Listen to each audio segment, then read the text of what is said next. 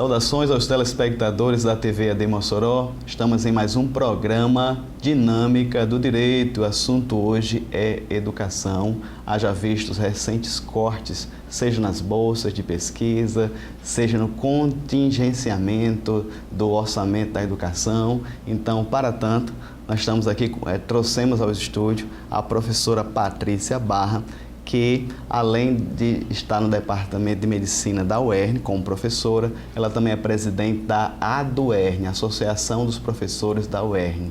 Então não sai daí, voltamos já.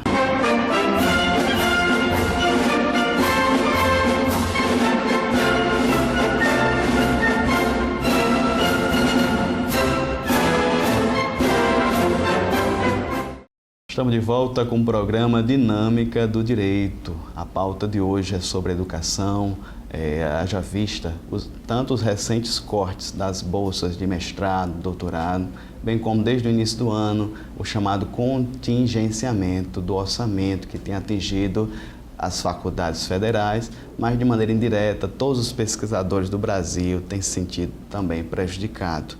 Nós temos aqui a honra e o prazer de ter nos estúdios a professora Patrícia Barra, ela que é do Departamento de Medicina da querida Universidade do Estado do Rio Grande do Norte e está também, a partir de agosto desse ano, como presidente da ADUERN, Associação dos Docentes da Universidade do Estado do Rio Grande do Norte. Professora Patrícia, seja bem-vinda ao programa Dinâmica do Direito. Eu que agradeço, saúdo a todos que estão aqui no estúdio, aos nossos telespectadores. E desde já, Nazê, eu agradeço pela pauta, né? Quão urgente é a gente tratar sobre a educação. Nós vivemos num país no qual essa nunca foi a prioridade do Estado. E acredito que por isso nós não alcançamos o nosso desenvolvimento completo. E é muito importante a gente ressaltar essa importância, porque embora não seja da área jurídica, mas vou começar a minha fala lembrando que a educação é um direito de todos. E não é um direito que nós temos porque nascemos como seres humanos, mas é um direito que precisa ser concretizado. E para isso o Estado é o ente que é responsável por essa educação. Então eu tenho direito à educação porque o Estado é responsável por essa educação, é dever dele. E a gente, quando discute a educação, tem que partir sempre desse pressuposto, do direito que eu tenho e de quem deve exigir esse direito. Muito bem. A professora Patrícia, como a gente falou, está à frente da ADUERN e está inserida nesse contexto da Universidade do Estado do Rio Grande do Norte. Na verdade, professora, eu acho que a maior parte do programa vai ser em torno da UERN, a estrutura, as carências, as limitações, mas no primeiro bloco a gente traz para conhecer a entrevistada. A senhora é uma referência na nossa cidade, acredito, no meio acadêmico, mas tem muitas pessoas de casa, público leigo, que muitas vezes não lhe conhece. Professora Patrícia, a sua formação foi aqui na cidade? Eu agradeço pela gentileza da referência, mas nosso trabalho de professor é o trabalho do silêncio e da formação, né? O que nos interessa é o resultado na comunidade.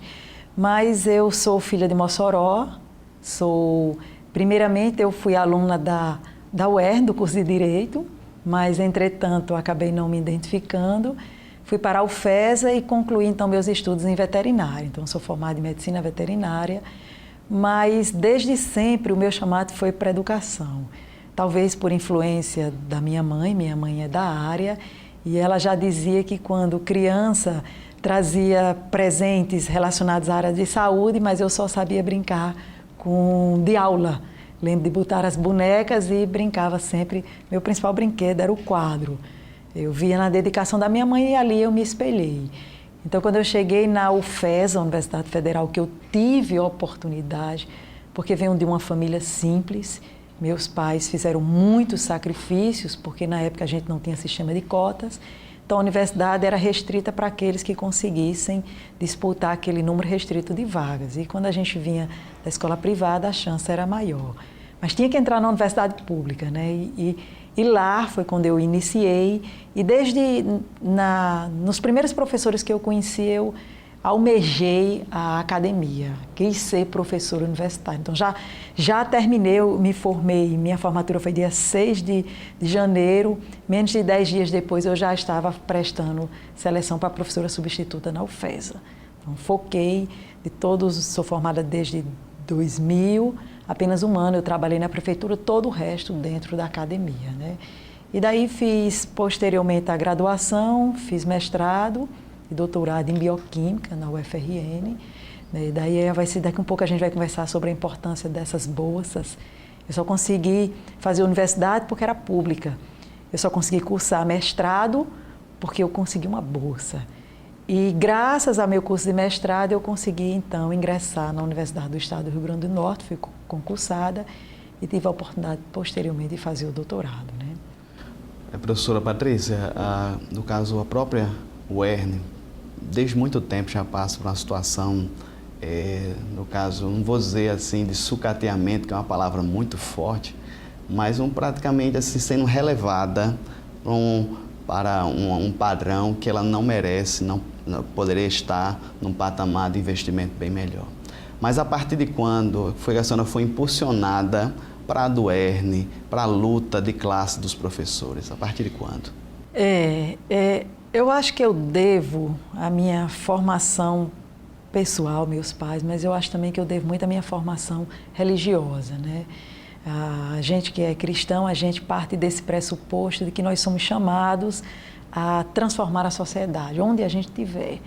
Então eu achava que meu papel seria na sala de aula, onde eu pudesse fazer o meu melhor. Entrei na UERN em 2006, mas apenas estava como professora.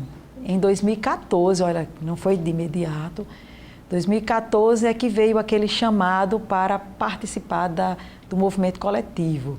Eu sempre confiei às entidades representativas, mas não me enxergava como agente protagonista. Então, em 2014, nós tivemos uma grande greve e nessa greve eu vi que a gente precisava de pessoas. Eu vi o clamor, então, do pessoal pedindo a participação. Eu comecei, então, a vida sindical em 2014.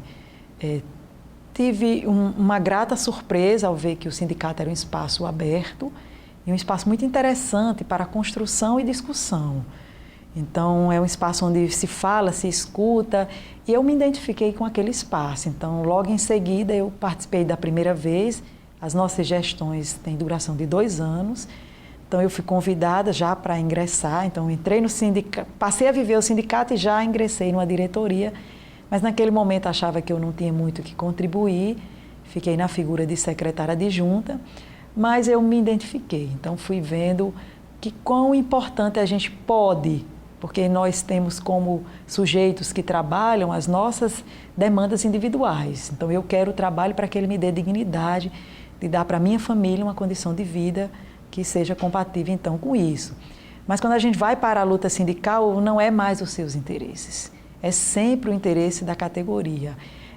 Ouvir é algo que a gente aprende no movimento sindical, porque muitas vezes você vai defender aquilo até que você nem concorda, mas que a categoria decide. Então, foi um aprendizado muito interessante durante esses 2 anos que tive, como acredito na renovação.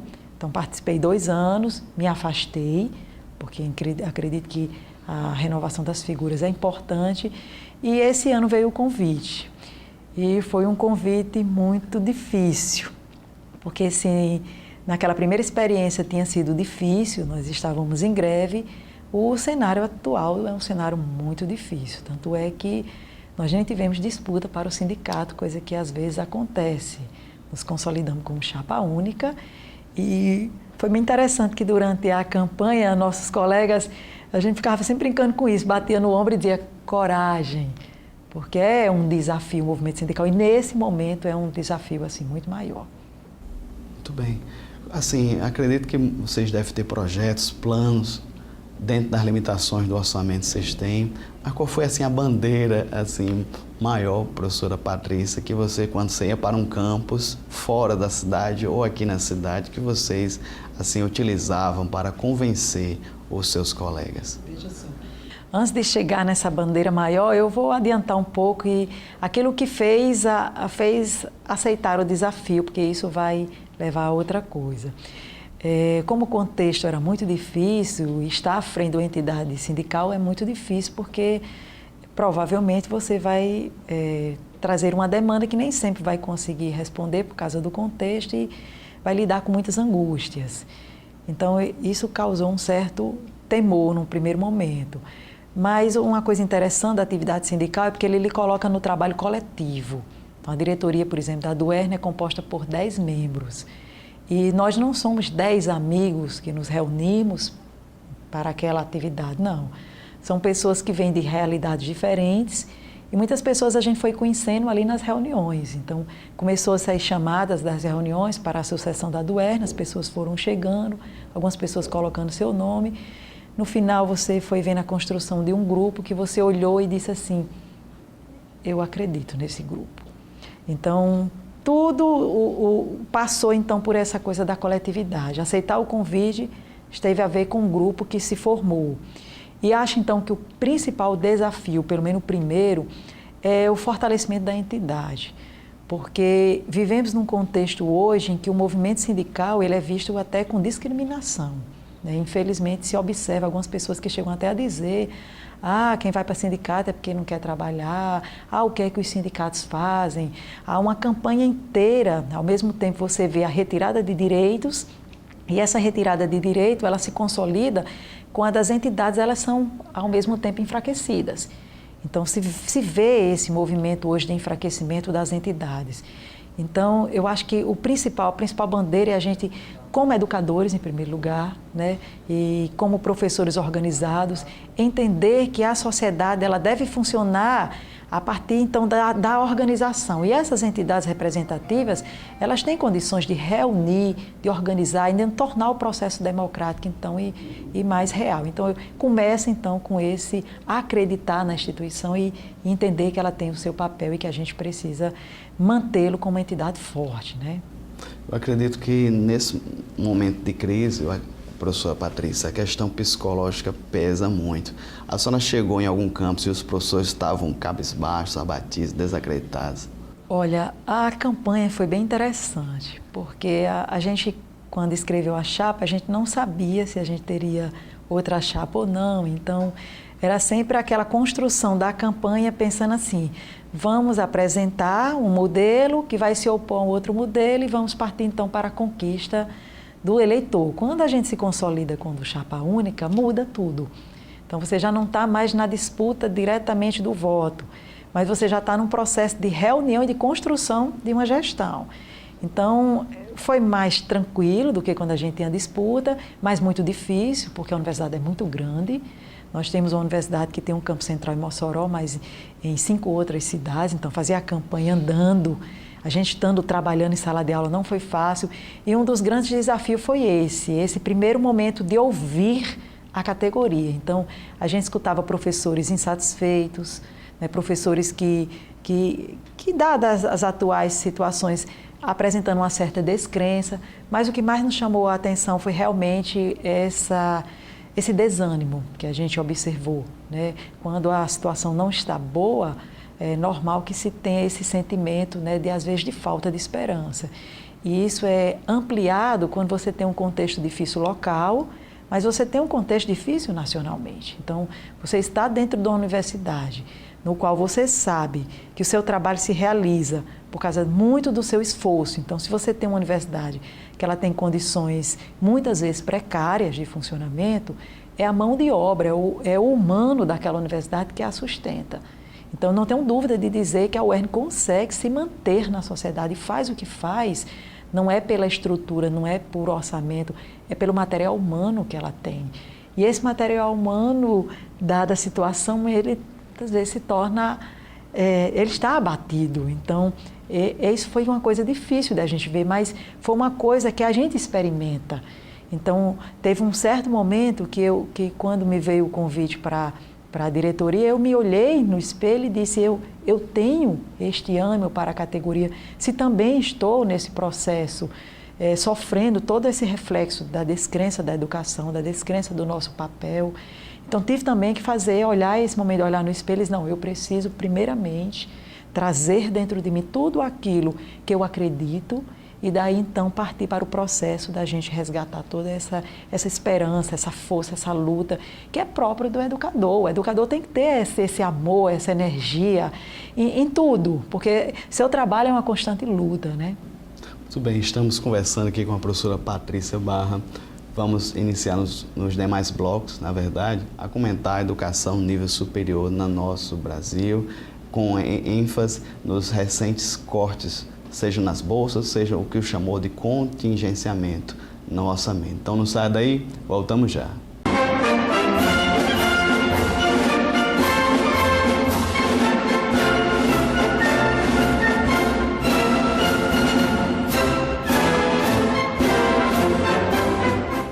Estamos de volta com o programa Dinâmica Direito. O assunto hoje na pauta é educação a nível superior, haja vista seja o contingenciamento dos recursos para a educação a nível federal ou mesmo o recente corte nas bolsas do CAPES. Estamos aqui com a professora Patrícia Barra, ela que é presidente da ADUERN, Associação dos Docentes da Universidade do Estado do Rio Grande do Norte.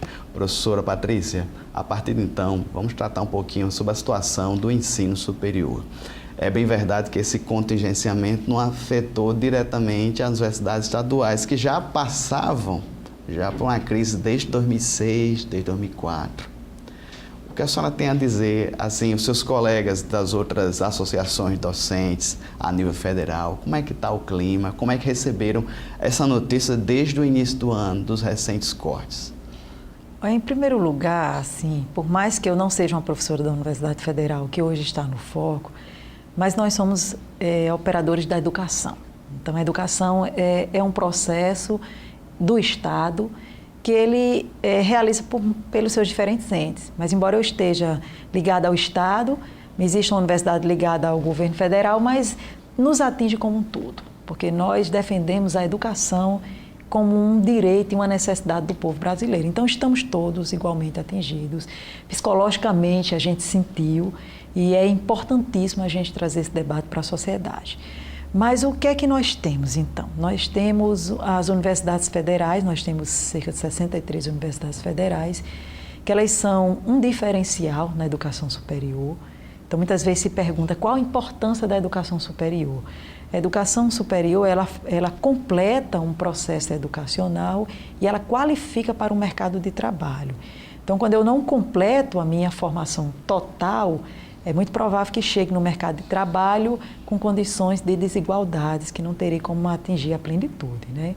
Então, as universidades federais, elas só representam 16% das vagas totais do ensino superior. Entretanto, elas são um diferencial. Por que elas são um diferencial? Porque elas formam dentro do universo. Muitas vezes você tem faculdades privadas. As universidades, elas tentam dar uma formação que vai além da sala de aula, associada à extensão e à pesquisa. Ela tem um compromisso com a sociedade que a gente tem que dizer que é diferente, porque ela vem de recursos do povo e ela precisa estar a serviço do povo. Então, essa universidade, ela nunca foi uma realidade para a população brasileira. Então, se você só tem 16%, o que a gente espera é o aumento da oferta de vagas. A gente espera que as universidades cresçam. Ela precisa crescer, porque os números mostram isso. Ela não atende como toda a população. E por isso assusta muito quando você observa o discurso contrário. Você começa a ver que as universidades, elas tiveram por um momento um avanço e agora um retrocesso, trazendo a uma coisa fundamental. A educação não é uma pauta do Estado, ela tem ficado a bel prazer dos seus governantes. Então, se tem um governante que quer investir, ele investe. Outro não quer, ele contingencia, ele corta. E não pode ser assim. A educação tem que ser uma coisa fundamental, um projeto do Estado que não fique à mercê, então, dos humores dos governos, como a gente está vendo aí. Situação muito delicada, professora, porque desde o ano passado teve a PEC dos gastos, que praticamente já tinha congelado durante 20 anos, saúde e educação, que é um dos principais pilares quando o Estado devolve para a população essa situação aí, no caso aí, seja uma qualificação, seja mesmo garantia de saúde pública. Mas, professora Patrícia, fala um pouquinho agora, nesse bloco, a situação da UERN. Nós temos aqui, como é que a senhora, como presidente da Associação de Docentes, enfrenta uma situação como 3 meses de salário atrasado, 13º em 2017, receberam agora em 2019. Como um professor, que a senhora também é professora, está em sala de aula para lecionar, sabendo que tem um boleto para pagar, tem um carnê da escola do seu filho atrasado. Como é que a senhora falou um pouquinho a questão psicológica no primeiro bloco, mas vamos adentrar mesmo na situação da própria Universidade do Estado do Rio Grande do Norte. Olha, é difícil, porque como educador, você acredita que aquela sua atividade está levando à transformação das pessoas que estão ali sobre o efeito daquela atividade. Então, todos nós, principalmente educadores de uma forma geral, mas principalmente nós que estamos ligados ao serviço público, nós acreditamos nisso. Eu estou ali construindo uma sociedade melhor. Mas como eu posso construir uma sociedade melhor se essa sociedade não for pautada na justiça? E quando você é o injustiçado? Porque não é uma opção o salário. O salário é algo devido pelo trabalho realizado. E ele não é uma opção também no contexto de que ele, sendo verba alimentícia, ele é fundamental para a sua existência. Se eu trabalho e não recebo o meu salário, a minha existência está comprometida. Porque a minha existência significa meu papel na sociedade, no qual eu preciso pagar impostos, preciso me alimentar, preciso garantir a saúde daqueles que estão sob a minha responsabilidade. Então, a atividade de educação nunca ela foi fácil, porque ela enfrenta, você vem para a sala de aula, você vai enfrentar mundos. Então, ela sempre foi uma atividade difícil porque você tem a exposição do professor diante de turmas heterogêneas que vêm com suas diferentes experiências, mas quando você está numa situação dessa, da sua dignidade ferida, isso é muito complicado. Tanto é que nós chegamos a fazer uma greve por isso. A gente intitulou nossa greve no passado de greve por dignidade, porque era uma greve para dizer assim, eu tenho direito ao meu salário. A greve foi encerrada no ano passado, entretanto, nós estamos ainda com 3 salários do ano passado. E não há margem, porque é importante, mas eu muitas vezes penso assim, como se consegue ficar sem 3 salários? Esses professores devem ganhar muito bem. Primeiro, não existe professor que ganhe bem no Brasil.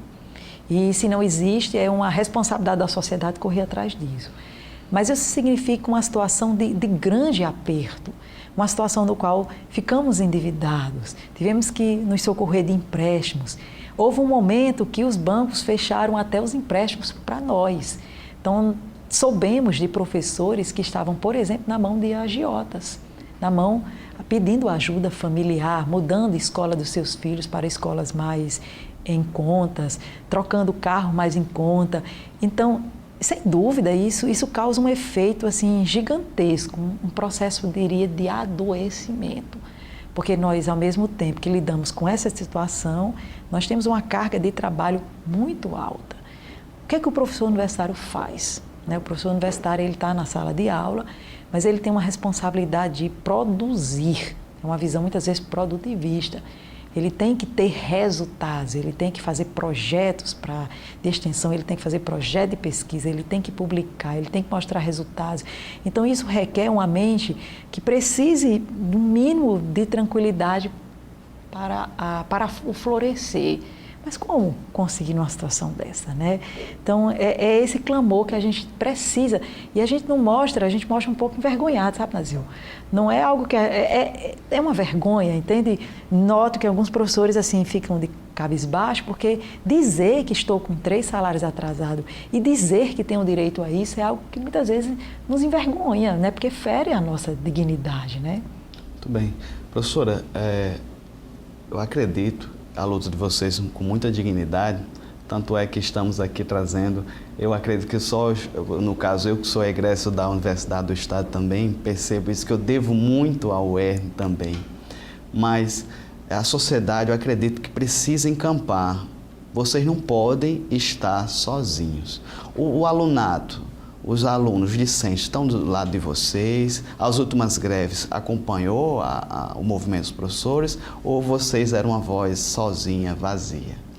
Olha, acompanhou sim, a sociedade ela conhece, mas claro que não da forma como a gente às vezes espera, né? Porque existe uma certa também, por exemplo, você colocou que é aluno, foi aluno da UERN, mas o aluno que está naquela universidade, ele sabe que tem direito a muito mais.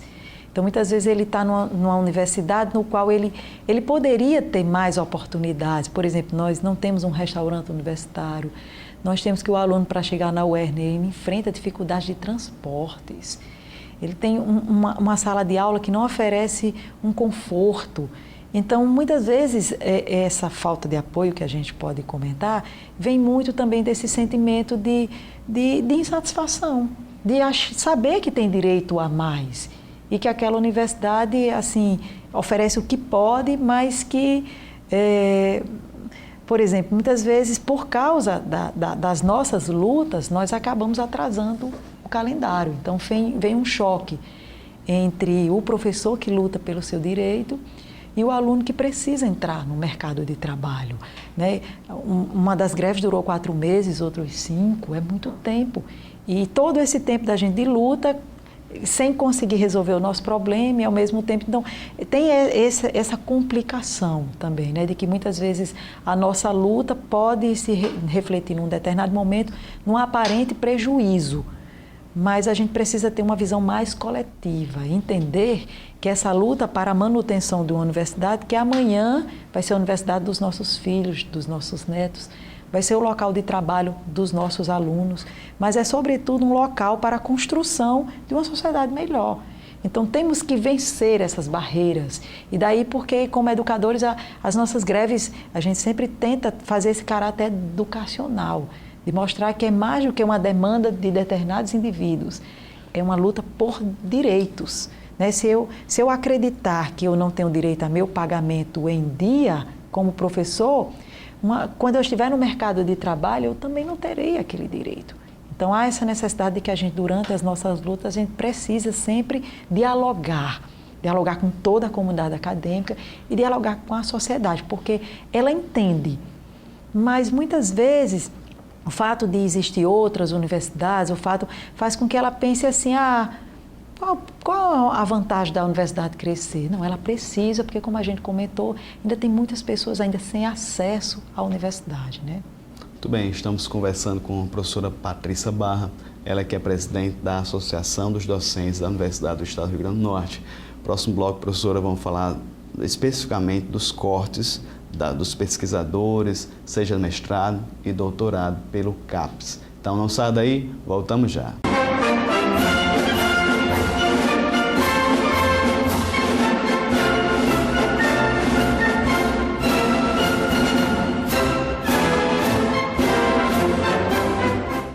Estamos de volta com o programa Dinâmica do Direito. A pauta de hoje é educação. Nível superior, professora Patrícia. Ela falou aqui, desde o início da entrevista, sobre a importância da formação de profissionais de qualidade que vão para o mercado de trabalho. Mas isso aí parte muito também, professora, da questão da pesquisa, da extensão, da qualificação desse tipo de ensino. Professora, recentemente, agora no mês de agosto, o Ministério da Educação anunciou o corte de bolsas de mestrado e doutorado, salvo engano, 5.600 bolsas. Então, pesquisadores de todo o Brasil estão ansiosos, seja as que estão continuando, seja aqueles que estão pleiteando entrar, como a gente falou, no mestrado e no doutorado. A senhora que é do meio da educação, é presidente da UERN, como a categoria ouviu esse tipo de notícia, corte nas bolsas de mestrado e doutorado? Ouvimos de forma assustadora, assim.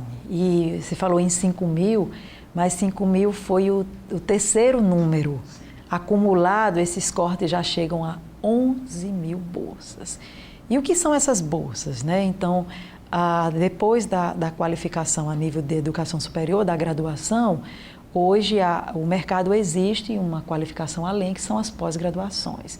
Então, as pós-graduações, elas podem ser a lato sensu, como as especializações, e a stricto sensu, que é a nível de mestrado e doutorado. Mestrado e doutorado são cursos muito intensos. Mestrado 2 anos, doutorado em torno de 4 anos. E além de disciplinas, como se tem na graduação, o que se exige dos cursos de mestrado e doutorado são produtos finais. Então, você tem que dar uma resposta à sociedade. No mestrado, uma produção de uma dissertação, no doutorado, de uma tese. Então, exige uma dedicação que muitas vezes é incompatível com a realização de uma atividade profissional. Então, para que e se exista pós-graduações de qualidade, existe então a necessidade das bolsas. Então, essas bolsas vão funcionar como se fossem salários para garantir que aquela pessoa possa se dedicar. E diga a vocês, todos nós que participamos, eu lembro que quando eu fiz doutorado, que foi mais recente, terminei em 2014, a dedicação é manhã, tarde e noite. E quando você vai para casa, você ainda precisa trazer alguma coisa, porque a dedicação é grande e você só consegue isso se você tiver esse financiamento. Então, existe a possibilidade de você fazer o mestrado, doutorado sem bolsa, mas aí você vai precisar trabalhar e não tem a mesma dedicação. E com bolsa você tem uma dedicação melhor. Além de tudo, as universidades, quando têm esses bolsistas eles também acabam trabalhando para a sociedade. Porque eles ficam na universidade e realizam muitas vezes outras funções, fica como se fossem realmente empregos provisórios. Então, quando você tem o corte desses valores, você começa a limitar o acesso das pessoas às pós-graduações. Porque se você já não oferece ajuda financeira, quem vai poder se qualificar? A qualificação, então, vai ficar restrita para quem pode se manter. Então, a gente já começa a retirar, então, dessa educação de qualidade especializada a parte da população que mais precisa dela, que é aquela que não tem condições de se bancar. Então, esse é o fator mais importante. E, em segundo lugar, vem, então, a questão da dedicação, e quanto menos dedicação, porque eu preciso dividir o tempo com o trabalho, vem, então, a redução na qualidade do produto. Então, a gente enxerga de uma forma muito ruim, porque isso significa se avançou um pouco em termos de pós-graduação no país, e agora você tem, então, com os cortes das bolsas, você começa a ver que parte da população já não tem mais condições de ter acesso a isso. Então, a gente vê de uma forma muito ruim esses cortes. E esses cortes, a gente está falando, e são 2 cortes, né? Nós tivemos esses cortes da CAPES, que são específicas para essas bolsas de mestrado e doutorado, mas ao mesmo tempo também, que já vão totalizando em torno de 11 mil bolsas, ao mesmo tempo tivemos também o anúncio do corte do CNPq, que já são outras bolsas, principalmente para alunos de graduação, porque o aluno, para poder ele um dia fazer mestrado, doutorado, em geral ele já inicia a pesquisa na graduação. Então, nós temos também as chamadas bolsas de iniciação científica. São valores baixos, mas que servem de incentivo para o aluno e muitas vezes garantem também a permanência do aluno na universidade, porque ele vai pagar transporte, alimentação, xerox. Então, nós tivemos o anúncio do possível corte de mais de 80 mil bolsas de iniciação científica. Então, essas bolsas, elas são renovadas em todo o país em agosto. Houve inicialmente a afirmação de que não seria renovada nenhuma dessas bolsas, posteriormente que seriam pagas só o mês de agosto, agora mais uma notícia que talvez seja pago só o mês de setembro, e agora você começa a ver que aquela angústia que é do professor vai se espalhando por toda a comunidade acadêmica. Nós, por exemplo, temos um aluno bolsista de iniciação científica e é muito angustiante receber o WhatsApp. E aí, professora, vamos ter ou não vamos ter? Será que eu vou ter a minha bolsa? Ele conta, porque ele precisa daquela bolsa, né? Para suas despesas e tal. Então, é um processo que você vai vendo que vai atingir toda a comunidade acadêmica, né? Muito bem, professora. A questão da pesquisa, em todo o mundo, países civilizados investem, seja abrindo o setor privado ou mesmo com recursos próprios. Pesquisas na área da medicina, a senhora que é do departamento de medicina, novas vacinas, novos procedimentos, seja na área da indústria, como novas metodologias, pode avançar também o comércio e a indústria. Utiliza esses poucos minutos que nos resta para tentar, eu sei que é uma política, é uma tendência que está se deflagrando, mas defenda aí um pouquinho para o pessoal de casa a pesquisa e a extensão a nível superior. A nível superior. E vou defender a pesquisa e a extensão feita dentro da universidade pública, Porque se eu vou pesquisar, como você mesmo já colocou, meu intuito é obter um produto. E tenho interesse, então, de que produto será aquele. Eu posso, inclusive, fazer uma pesquisa para a produção de um novo medicamento, mas pensando que economicamente haverá uma vantagem nesse produto. A pesquisa e a extensão feita dentro da universidade pública, ela é diferenciada porque ela não está à mercê dos interesses particulares. Ela é uma pesquisa feita para a comunidade. E é por isso que a gente defende, então, que essa universidade ela tenha condições de manter essa pesquisa para que ela tenha autonomia para dizer em que ela quer pesquisar. Porque existe, inclusive, um projeto agora do governo federal, que ele chamou de Futurice, que ele planeja um novo modelo de universidades. E nesse novo modelo de universidade, ele quer tirar a responsabilidade do Estado e financiar a pesquisa feita dentro da universidade pública. Então, agora a universidade teria que buscar recursos das instituições privadas. Só que uma vez que eu vou trabalhar para uma instituição privada, eu vou responder a uma demanda de um público privado. Pode ser diferente daquilo que está a serviço de toda a coletividade. Então, isso é que é importante, mostrar que a pesquisa não só ela produz conhecimento, ela faz com que o produto possa chegar e mudar a vida das pessoas, mas que tipo de pesquisa se faz. E a pesquisa e a extensão feita dentro da universidade pública com recursos públicos, ela traz o pressuposto de uma melhoria do público, que não pode ser necessariamente a pesquisa feita quando você tem objetivos privados. Então, a universidade deve ser defendida não só como aquela que produz diplomas, mas aquela que produz um conhecimento que vai ser colocado a serviço de uma grande coletividade, que é capaz de transformar, por exemplo, a vacina para uma doença negligenciada. Nós temos um exemplo, é mais da minha área, uma doença chamada de barriga d'água, esquistossomose, e a Fiocruz é uma das únicas instituições que se preocupa em pesquisar uma vacina para uma doença que atinge quem? Uma parte da população que não terá condições de comprar essa vacina. E ela vai necessariamente ter que ser disponibilizada por um serviço público. Então, quem se interessa por esse tipo de pesquisa é quem traz os recursos públicos, né? Muito bem, estamos conversando aqui com Patrícia Barra, ela que é diretora da Associação dos Docentes da UERN, presidente da UERN, na verdade, falando sobre a questão da educação em nível superior. Então não sai daí, voltamos já com essa pauta tão importante.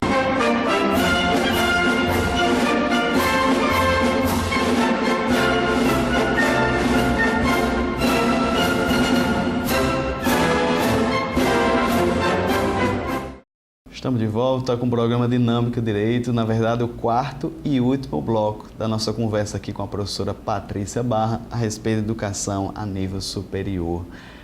Para você que chegou agora, está triste porque perdeu o programa com a professora Patrícia, não fique triste, na verdade, porque semanalmente costumamos publicar no YouTube. Então, essa entrevista estará disponibilizada no canal da TV AD no YouTube. Professora Patrícia, vamos já para as considerações finais. Mas a senhora soube agora, em off, no intervalo, que a diretoria, na verdade, vai tomar posse ainda nesse mês de setembro. Fala um pouquinho da posse, convida o pessoal e já fala das perspectivas ainda para enfrentamento de tantos problemas que a UERN enfrenta. A nossa posse acontece agora no próximo dia 11 de setembro. É uma data interessante porque é o aniversário da ADUERN. A ADUERN que vai completar agora 39 anos. Então, a própria história da ADUERN se confunde muito com a história da UERN. A UERN completou 51 anos. E em 1980, numa situação parecida com a que enfrentamos hoje, os professores estavam sem seus salários, sem perspectivas de receber. Então, eles se autoconvocaram e criaram, então, a associação para representá-lo. Desde então, esse sindicato tem tentado ao máximo lutar por sua categoria. E lutar como? Então, até o nome da nossa chapa é autonomia, resistência e luta. Numa perspectiva de que o sindicato ele precisa ser uma entidade com autonomia frente a partidos políticos, frente a governo, frente à gestão da universidade, tendo como seu objetivo defender a categoria, não no contexto de defesa isolada, mas defender a categoria num contexto de defesa da educação, da universidade pública, então defendendo então a sociedade como um todo. Então, desde já, então, estou lhe convidando, Nazeu, e estendendo esse convite a todos os demais para dia 11 de setembro, a nossa posse, que é além de posse, é a comemoração do aniversário da nossa entidade, como entidade que sempre está na luta. E essa luta, muitas vezes, a luta dentro da UERN e também uma luta fora da UERN. Por exemplo, recentemente estamos com toda essa pauta da reforma da Previdência. Então, tivemos recentemente a questão da reforma trabalhista. Muitas vezes não se sabe o que isso significa. Então, nós, como educadores, também entendemos que é uma função do nosso sindicato também partir, muitas vezes, para essas pautas nacionais, porque a gente tem condições de orientar e de ir informando a população. Então, muitas vezes, estendendo a nossa luta para além das nossas demandas, né? Muito bem. Sobre essa questão do orçamento mesmo, professora, vocês, junto com outros órgãos, outras entidades, outros sindicatos, têm tentado dialogar frente ao governo do Estado? Em relação ao orçamento, além do corte das bolsas que as universidades federais enfrentaram, elas tiveram um corte no seu custeio, cerca de 30% do dinheiro para a manutenção das universidades foi cortado, acho que em abril, mais ou menos. Então, tem muita universidade com dificuldade de como vai fechar suas contas no final do ano. E essa é uma realidade que perpassa aí também vários anos da história da UERN. Nosso custeio também foi bastante reduzido. Ano passado significava 2,6% do orçamento do Estado, esse ano 1,6%. Então, temos um final de ano sempre com muita dificuldade de como fechar o orçamento.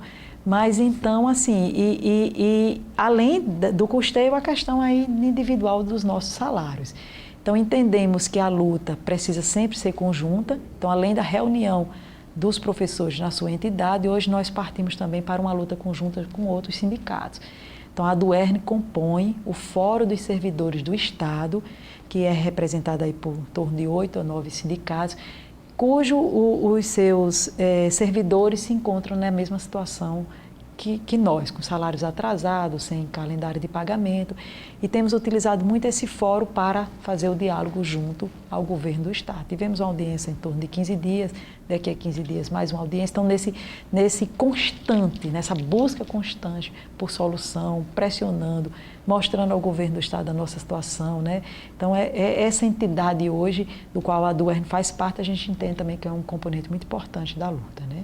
Como é que está o acesso, professora Patrícia, ao gabinete da governadoria? Está mais fácil, está mais tranquilo? Ou ainda encontra algum tipo de resistência para receber vocês? Olha, vivemos uma situação que era inimaginável. Como é que uma entidade do governo do Estado não conseguia sentar com o governo do Estado? Agora em setembro nós teremos também a nossa Assembleia Universitária e sempre o governo do Estado, como chanceler, ele era convidado. O governador passado nunca nem esteve presente numa Assembleia Universitária. Então, abrir o gabinete sempre foi muito difícil. Acho que a sociedade lembra que no movimento de resistência, os professores até ocuparam um órgão lá da governadoria e foram expulsos com bombas, né? Então, quando a gente compara a situação anterior, o qual era inimaginável, até desrespeitosa, a gente consegue ver que com o governo atual, talvez pela governadora ser professora, então a gente não esperava nada diferente, né? Ela tem um diálogo mais fácil, então não podemos dizer hoje que a gente não consegue sentar com o governo. Mas a gente precisa dizer que não é suficiente só sentar, né? A gente precisa garantir que esse governo passe, outros venham, mas que a UERN se mantenha. Porque ela não pode ser uma decisão de um determinado governo. Ela tem que ser vista como algo que é fundamental para o desenvolvimento do Estado. Não pode estar à mercê de um gosto, de uma simpatia. Eu sou simpático com a UERN, eu não sou simpático com a UERN, não.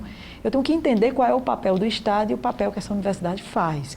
Um último dado aí, que eu sei que a gente já está no final, mas para a gente ter uma ideia, 89% dos alunos da UERN vêm de escolas públicas. Então, é um aluno que, se não fosse a UERN, não teria condições de ir para algum outro lugar.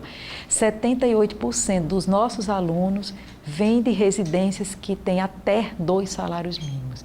Então, é um papel social fundamental que a UERN desenvolve, mudando a vida das pessoas, mas também através da sua pesquisa e extensão, construindo e contribuindo com o desenvolvimento do nosso Estado, né?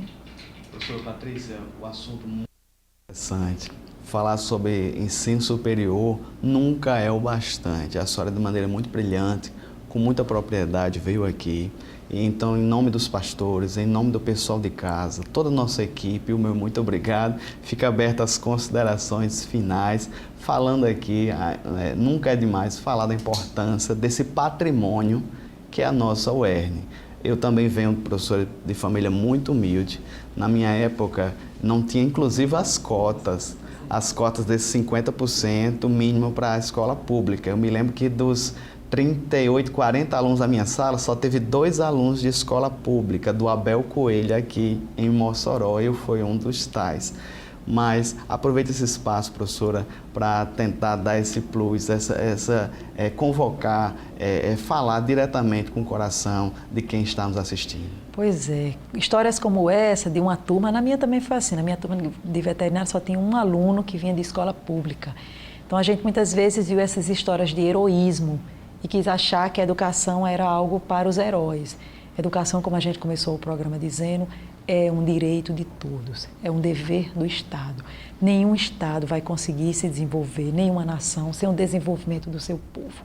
Então, nós precisamos reconhecer isso, nós precisamos lutar por isso. Muitas vezes se fala de custos, não existem custos para a educação, se existem investimentos que não são satisfatórios. Nós já temos orçamentos congelados, contingenciados, cortados, e tudo isso vai refletir na sociedade.